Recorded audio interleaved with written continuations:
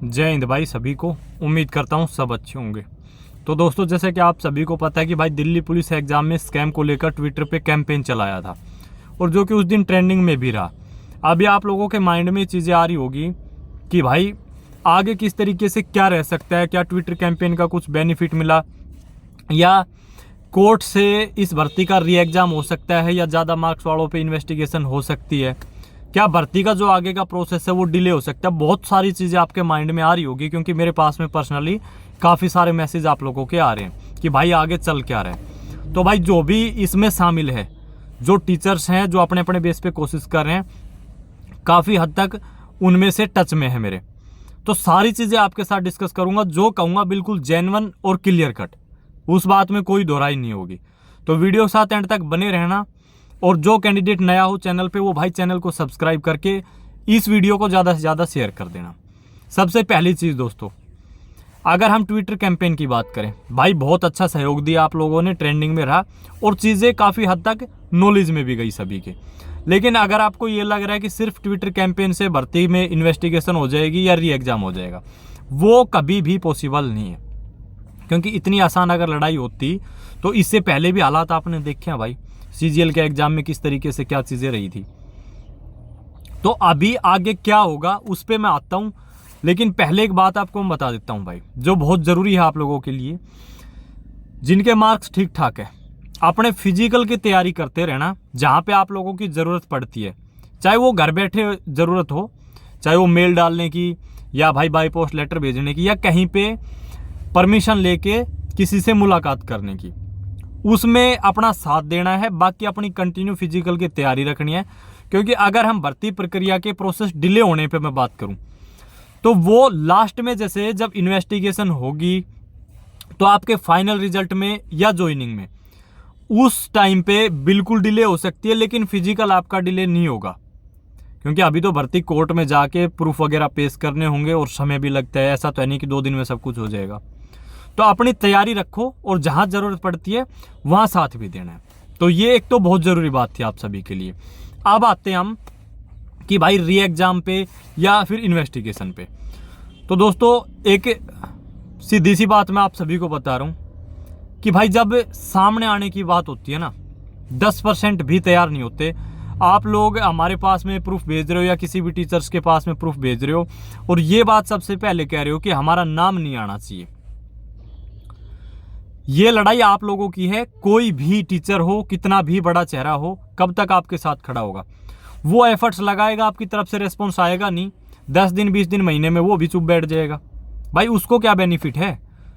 तो अगर आप चाह रहे हो कि भाई इस भर्ती में इन्वेस्टिगेशन हो जाए, हाँ मैं एक और क्लियर करता हूं एक बात, भर्ती कोर्ट में जानी है क्योंकि प्रूफ काफ़ी हद तक सामने आ रहे हैं। लेकिन अभी भी मैं वही कह रहा हूं कि मुश्किल से 10% कैंडिडेट ऐसे होंगे जो साथ दे रहे हैं। उन 10% में भी ज़्यादातर ये बात पहले कह देते हैं कि हमारा नाम नहीं आना चाहिए, और जब उनसे ये बोला जाता है कि भाई इस प्रूफ को कंप्लीटली अच्छे तरीके से आप अगर निकाल सकते हो तो वो निकाल के लेके आओ, तो यानी जो सहयोग मिलना चाहिए वो नहीं मिल रहा है। अब उस सहयोग की कमी से वही होता है, फिर अगर वो सहयोग कोर्ट में भी नहीं मिलता है, चाहे वो फिर विटनेस बनने की बात हो या प्रूफ की बात हो, तो वो खिंचते खिंचते चाहे साल लगे 6 महीने लगे, और लास्ट में फिर जजमेंट फेवर में आता नहीं है। लेकिन अगर प्रूफ सॉलिड मिल जाते हैं, मिले भी हैं कुछ जो इन्वेस्टिगेशन के लिए काफ़ी है। अगर मैं री एग्जाम की बात करूं तो भाई वो इतना आसान नहीं होगा।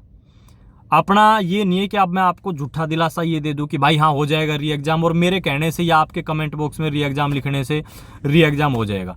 कमेंट बॉक्स में हजारों री एग्जाम लिखने के लिए यहाँ पे कैंडिडेट हैं, लेकिन जब साथ देने की बारी आती है तो भाई 10% भी नहीं होते।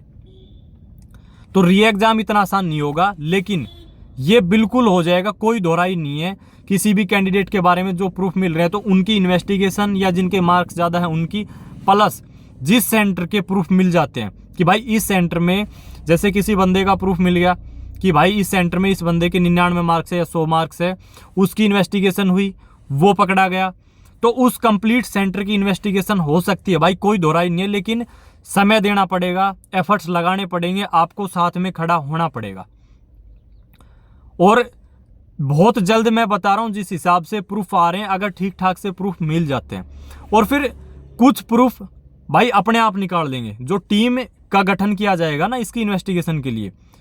कुछ प्रूफ मिल जाते हैं, कुछ वो खुद से निकाल लेंगे, लेकिन साथ में आना पड़ेगा, और वो भी लीगल तरीके से। कोई ऐसा नहीं इलीगल कहीं पे भी जाके धरना प्रदर्शन करो बिना किसी के परमिशन के, लाठीचार्ज हो, वो काम नहीं है। लेकिन यार जहाँ पे साथ देने की बात है वहाँ पे तो खड़े हो कम से कम।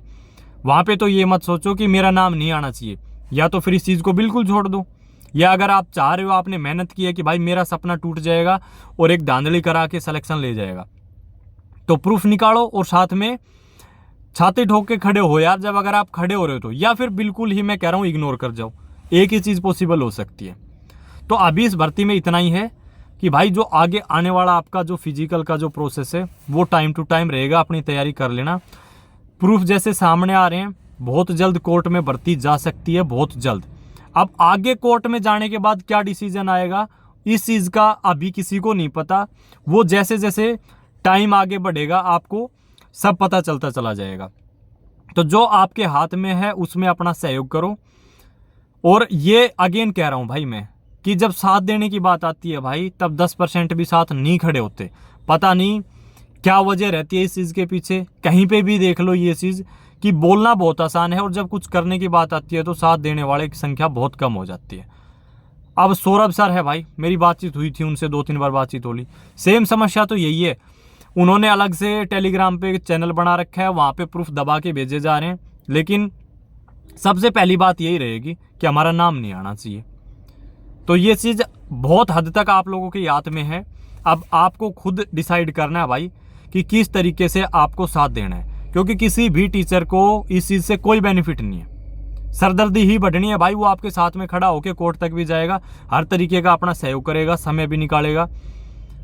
तो बस इस वीडियो को इतना ही रखते हैं। धन्यवाद।